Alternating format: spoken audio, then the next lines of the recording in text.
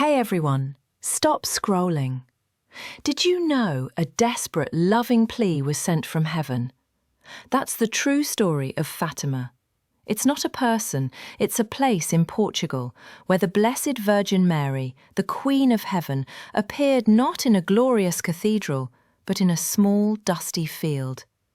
To whom did she speak? 3 tiny shepherd children. She gave them a haunting warning about the wars and chaos that were coming to shatter our world. It was a terrifying secret, but a secret full of hope. Then she gave us the proof. She literally pulled back the veil of the sky. 70,000 people, skeptics and sinners alike, witnessed the miracle of the sun, a cosmic event that defies belief. It was God stamping her message. This is real. So, today we're doing a deep dive into a phenomenon that, according to our sources, was meant as this desperate intervention to save civilization in the 20th century and beyond. From both spiritual and, well, physical ruin. Exactly. We're talking about the events at Fatima, Portugal, back in 1917, and the very precise, what's called peace plan from heaven that was delivered to 3 young children. It's an incredible amount of material to get through. Our mission here is really to unpack the core spiritual and, frankly, geopolitical warnings that came out of those apparitions. And these centered on Lucia, who was 10, and Francisco and Jacinta, who were just 9 and 7. Right, and we need to look past the sort of popular summary and really focus on the very specific conditional prophecies that were given. And the sources, they jump right into the main skepticism. For a lot of people, Fatima is it's dismissed. It's a private revelation. So before we even get to a dancing sun, we have to talk about the authority of the message itself. That is the essential starting point. Because while the church says that private revelations aren't articles of faith, you don't have to believe them for salvation. Right.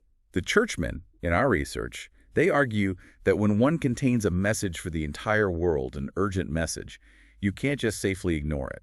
So it's really a matter of scope. If it claims to have global consequences, just brushing it off is seen as a much bigger deal. Exactly. People like Bishop Graber, Cardinal Luciani, they stressed that Fatima was confirming these fundamental truths of what's called the Great Revelation. Scripture and tradition. Yes. Things that, a lot of modern thinkers were actively trying to deny. The reality of angels, demons, the existence of hell, the mystery of the Eucharist. Things that were falling out of fashion, so to speak. And the argument is, if a message revalidates those core truths and it comes with some kind of historical proof, you have to take it seriously. And the consequence for ignoring a warning on that scale is, well, it's defined pretty starkly in the source material. Oh, it is. It connects rejecting it to this profound irresponsibility. The sources cite the book of Ezekiel, the warning to the sentry who sees the enemy coming, but doesn't sound the alarm. They basically call it a reprehensible despising of the word of God, because you're failing in a duty to protect others. That's very high stakes. And this message didn't just appear out of nowhere in 1917. There were precursors. Yes, the Angel of Portugal in 1916. It was a kind of preparatory training for the children. So what was the angel's focus? What was he preparing them for? He appeared 3 times, and the focus was intense spiritual preparation, prayer, penance, and this key word, reparation. Reparation, yeah, that word comes up again and again. It's the foundation. The angel specifically called for sacrifice in reparation for the countless sins. And that 3rd apparition was particularly intense. It was all about Eucharistic adoration. Okay. He taught them these incredibly sublime prayers of reverence and reparation, because Christ was being, in his words, horribly outraged in the Blessed Sacrament. So it establishes a link right from the start. The fate of the world is tied to our willingness to make amends for offenses against God. That's the entire premise. Okay, so given that the message was so demanding, a promise was made to provide some kind of undeniable proof. And this, of course, brings us to the event that everyone knows about, the miracle of the sun. Yes, Our Lady of the Rosary, as she would later identify herself, she told the children that in October she would perform a miracle so that everyone may see and believe. It was a scheduled miracle. It was a scheduled miracle months in advance, which is one of the most remarkable parts of the story, a deliberate public confirmation. And the event itself, October 13th, 1917, you have this enormous crowd, 50, maybe 100,000 people standing in the pouring rain. And the political context you mentioned is so important here. The government was anti-clerical. The press was there to write a story about how foolish these people were. They were there to report a failure. A colossal fiasco. That's what the anti-religious paper O Seculo was hoping for. But then their own headline reads, "Terrifying event. How the sun danced at midday in the sky of Fatima." It's incredible. These weren't just believers. They were skeptics, journalists, government officials. Absolutely. So let's get into what they actually saw. What did these thousands of witnesses report? The accounts are just. Yeah. They're stunningly consistent. They said the sun changed. It appeared like a disk of dull silver, and then it started spinning like a giant fire wheel. A fire wheel. Yeah, and it cast these crazy colors, red, yellow, blue, across the entire landscape, on the people, on the trees. It must have been completely surreal. But the real fear, the terror, kicked in when it looked like it was going to be a catastrophe. Yes.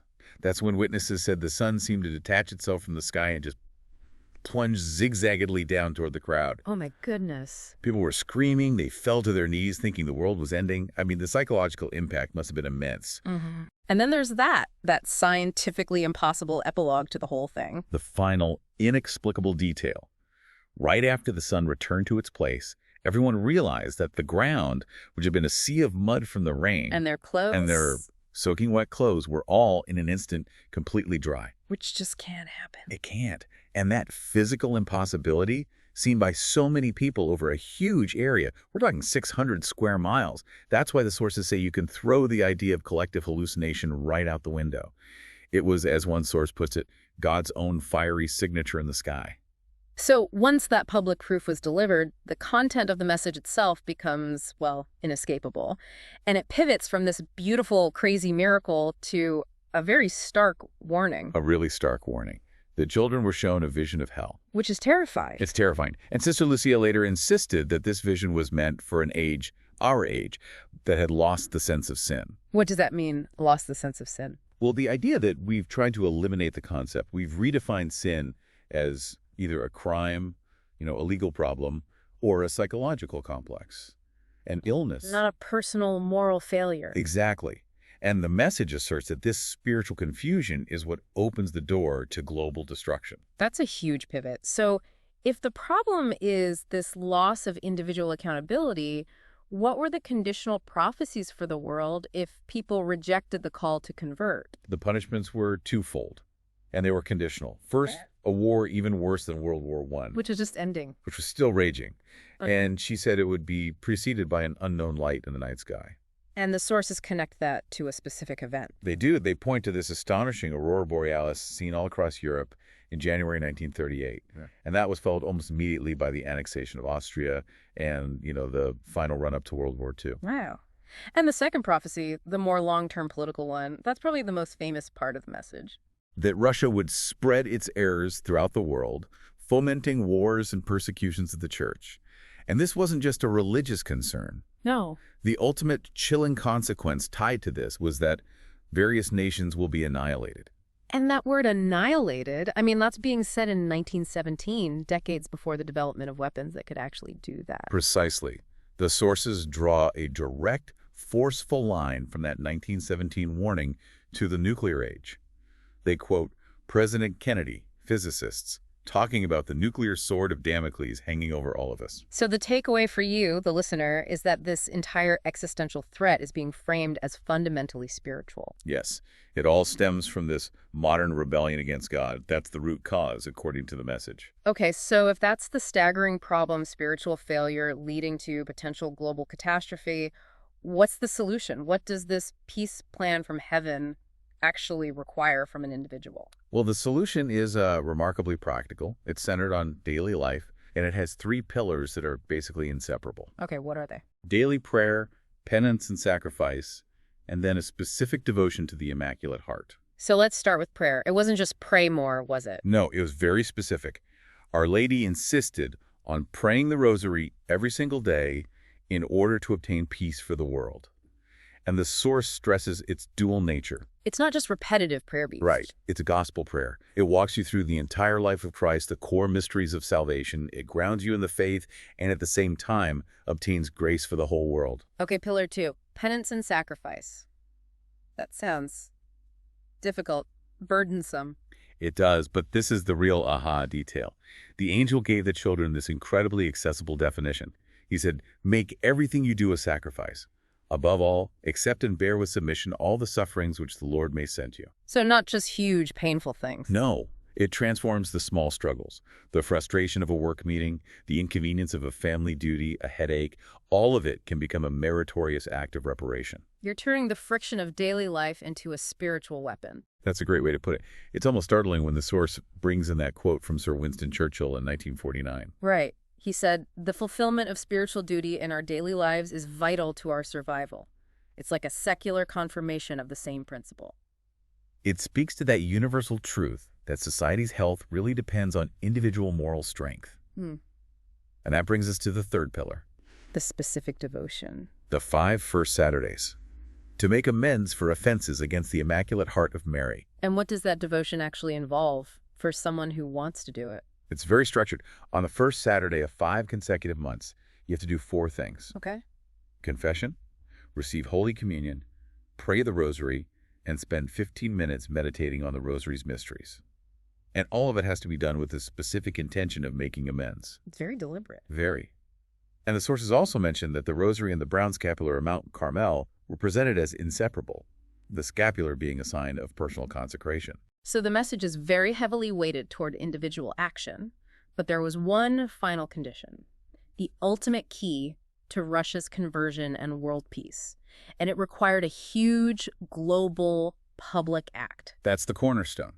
The collegial consecration of Russia by the Pope in union with all the bishops of the world. And the specificity here is why the sources spend so much time analyzing what happened next historically. It is. I want to dig into the controversy here because various popes, Pius XII, Paul VI, they did make consecrations for the world. So why, according to the sources, didn't those count as a complete fulfillment? This is the absolute crux of the issue and the reason for the delay. Sister Lucia, the visionary, was consistent her whole life. She stressed that the consecration had to be specific to Russia and it had to be done collegially. Meaning the Pope had to explicitly ask all the world's bishops to join him in that public act at the same time? At the same time. And those previous consecrations, because they were for the world in general or because they lacked that full, explicit collegial participation, Lucia considered them insufficient to trigger the full promise. So the sources are basically attributing the delay in this promised era of peace to a failure to meet that very precise technical requirement. Yes. The line from Lucia was always that the conversion will come, but it will be late, because the requests weren't fulfilled exactly as asked when they were asked. But, and this is a big but, the sources provide these incredible geopolitical examples. They show that even partial compliance or just widespread individual adoption of the other pillars had massive effects. Oh, absolutely. Look at Austria in 1955. After this huge campaign where about 10% of the population pledged to follow the Fatima requests. The Russians just left. They just left occupied Austrian territory. Unexpectedly. Unprecedented. It's the only time the communists ever gave up territory without a war or a fight. And this wasn't a one-off. Not at all. In the 1960s, a massive rosary campaign led by women in Brazil is credited with stopping a communist coup. The same thing happened in Portugal in '75. Nationwide rosary campaigns and consecrations were seen as turning the tide against a takeover at the very last minute. The sources are really using these as proof of the message's tangible power. They are. And you can't overlook the effect of the International Pilgrim Virgin Statue Tours either. Yeah. That took the message global. And stirred up huge spiritual responses. A global phenomenon. I mean, we're talking spiritual conversions in the millions, crossing all kinds of cultural lines. You had widespread interfaith veneration, including from Muslims who have a deep respect for Mary. These pilgrimages were just a massive visible sign of the message's reach. So as we wrap up this deep dive, the fundamental message for you, the listener, it remains pretty clear. Conversion from sin, dedication to the daily rosary. Making every daily duty an act of penance and adhering to that specific devotion of the Immaculate Heart. And the sources constantly remind us that the worst outcomes, the annihilation of nations, that was all conditional. They may be averted altogether if a sufficient number of people comply. The responsibility is put squarely on the individual, but the outcome is global. Which brings us back to that profound spiritual mathematics you find in the text. It makes the individual's choice the actual fulcrum of history. It really does, and I think the most provocative thought to leave you with is that powerful assertion that one just soul can obtain pardon for 1,000 sinners. Wow. The question, then, isn't when our leaders will solve the world's crises. The question is, when will enough ordinary people choose to act? According to this message, the fate of the world literally depends on it. Today, 2 of those children, Francisco and Jacinta, are saints. Their sacrifice and this entire message is a simple, powerful call for you. Prayer and penance are the keys to saving the world. It's an urgent call for your conversion. Are you ready to answer? Let's dive into the most vital Catholic prophecy of the 20th century. If this story resonates with your soul, please like this video and subscribe to the channel for more history and hidden messages.